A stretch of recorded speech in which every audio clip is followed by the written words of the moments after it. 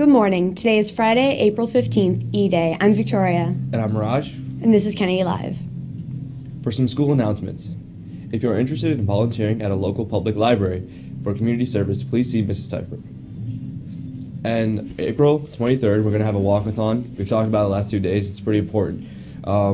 If you want April 22nd, that Friday off, we have to raise $5,000. We can easily do that if everyone just brings in $10. Make sure you have it in before the Thursday, so that would be April 21st. Just have it in by then, and we can have Friday off. Now for this day in history with Matt. Good morning, Kennedy Catholic. I'm Matthew Carney with your daily dose of history. On this day in 1865, President Abraham Lincoln passes away a day after he was shot by John Wilkes Booth. On this day in 1912, the unsinkable Titanic sinks. And finally, on this day in 1965, Jackie Robinson breaks the color barrier in baseball so that African Americans can play in the MLB. That's all for this day in history. Now back to the anchors. All right, here's what's new in news. North Korea attempted to fire a missile from its eastern coast Friday, but the launch ended in failure, according to South Korean officials.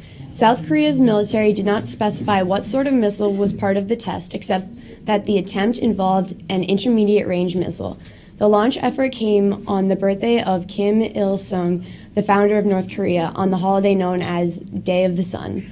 This makes the missile launch failure a major disappointment in the eyes of the regime.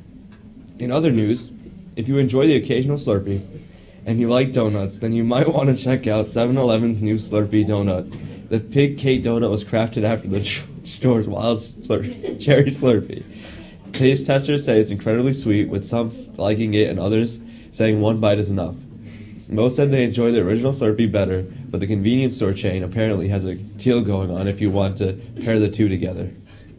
That sounds ridiculous. Now for an interview with Tom. I'm not having any Slurpee donuts. That's disgusting. Anyway, I am here with Mr. Tieber here. He is the coach of the girls' varsity lacrosse team. So, how are you doing this season? I haven't talked to you yet. We're doing great. We're 6-0 right now. We got a lot of girls really working hard. Hannah Callaghan, Dee Ledley, Megan Dooley, Ali Cardizano, Emily Girolamo. Oh wow, that's a lot of good players. That's 6-0. That's undefeated. If anybody didn't know that. When's your next game? Actually, it's today, and we're going to be at O'Neill High School in Highland Falls. And now we enter into the really hard part of our schedule, where it's O'Neill, St. Luke's, who's our big rival, and then Ursuline, and then St. Joseph's by the Sea, who's the big rival in our league, who I'm sure we all want to beat every time we play them. So, well, I hope you beat Ursuline a lot. I really do. When's your next home game? Our next home game is tomorrow, actually, at 11 a.m. out on the Kennedy turf. Everyone should go to that game. I'm probably not going to be there, but I'll go to the next one for sure. Just last question. Who do you think died on The Walking Dead? Well, some people are saying it's Daryl. Some people are saying it's Glenn. I think it's the guy from Alexandria that none of us actually know his name. I'm just going to say he got on in that vehicle, like pretty just like, I'll go too.